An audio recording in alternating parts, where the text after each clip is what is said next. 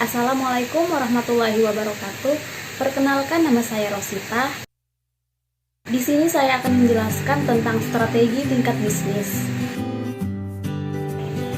Strategi tingkat bisnis menekankan tindakan yang harus diambil untuk menyediakan nilai bagi konsumen dan mendapatkan keunggulan bersaing melalui pendayagunaan kompetensi inti dalam pasar suatu produk tertentu. Perlu dikaji kemudian ditetapkan. Yang pertama, siapa menentukan konsumen yang dilayani. Konsumen dapat dibagi ke dalam kelompok-kelompok berdasarkan perbedaan kebutuhan mereka.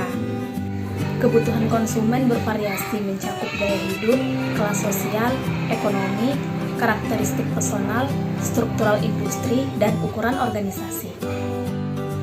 Kedua, apa? Menentukan kebutuhan konsumen untuk dipenuhi. Dengan mempelajari kebutuhan konsumen, suatu perusahaan dapat memperlihatkan bahwa ia mau menghasilkan nilai bagi konsumen dengan pendekatan strategis. 3. Bagaimana? Menentukan kompetensi inti untuk digunakan guna memenuhi kebutuhan konsumen. Perusahaan menggunakan kompetensi inti mereka untuk memenuhi kebutuhan konsumen. Jenis strategi tingkat bisnis berhubungan dengan posisi suatu perusahaan dalam industri secara relatif terhadap para pesaingnya. Strategi keunggulan biaya. Pada saat menerapkan strategi keunggulan biaya, perusahaan menawarkan produk dengan fungsi yang dapat diterima konsumen pada harga bersaing terendah. Ada 5 model kekuatan mempengaruhi persaingan dengan pesaing. Yang pertama, kekuatan tawar-menawar pembeli. Yang kedua, kekuatan tawar-menawar pemasok. Yang ketiga, pendatang baru potensial. Dan keempat, produk pengganti. Resiko bersaing strategi keunggulan biaya.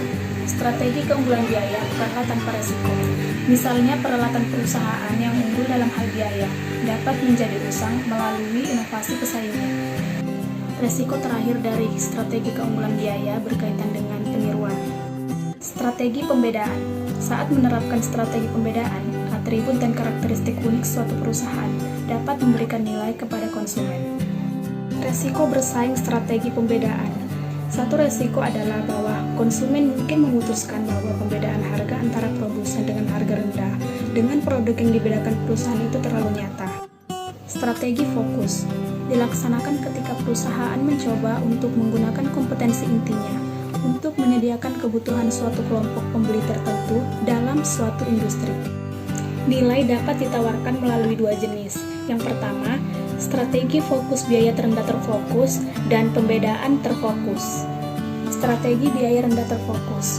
Liuski International, distributor komputer personal, menggunakan strategi biaya rendah terfokus. Kunci keberhasilan penerapan strategi biaya terendah terfokus Liuski adalah keputusan perusahaan untuk menempatkan gudang distribusinya dekat dengan konsumen.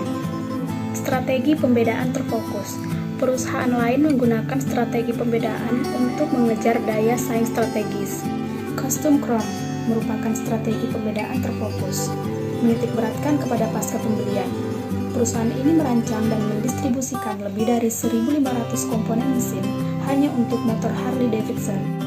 Resiko bersaing strategi fokus. Saat menerapkan kedua strategi fokus, suatu perusahaan menghadapi resiko umum yang sama. Akan tetapi, strategi fokus memiliki 3 resiko tambahan di samping resiko umum. Pertama, pesaing mungkin mampu berfokus pada segmen yang lebih sempit lagi, sehingga mengalahkan mereka yang melakukan fokus. Kedua, suatu perusahaan yang bersaing secara industri mungkin memutuskan bahwa segmen pasar yang dilayani oleh strategi fokus menarik dan berharga untuk dikejar. Strategi biaya rendah atau pembedaan terintegrasi. Perusahaan yang mampu menyediakan bagi konsumennya produk yang dibedakan dengan harga yang relatif rendah dapat memperoleh laba yang tinggi. Sistem manufaktur fleksibel atau flexible manufacturing system merupakan proses yang dikontrol komputer yang digunakan untuk menghasilkan berbagai produk dalam jumlah yang fleksibel dan moderat. Jaringan informasi antar perusahaan. Jaringan informasi baru yang menghubungkan teknologi lain yang meningkatkan fleksibilitas dan tingkat tanggapan strategis perusahaan melalui jaringan tersebut. Perusahaan mampu memproduksi produk dengan variasi lebih banyak dengan biaya lebih rendah. Sistem manajemen mutu total atau Quality Management System. Penerapan sistem TQM ini untuk meningkatkan nilai produk dan produktivitas. Sekian penjelasan yang dapat saya sampaikan.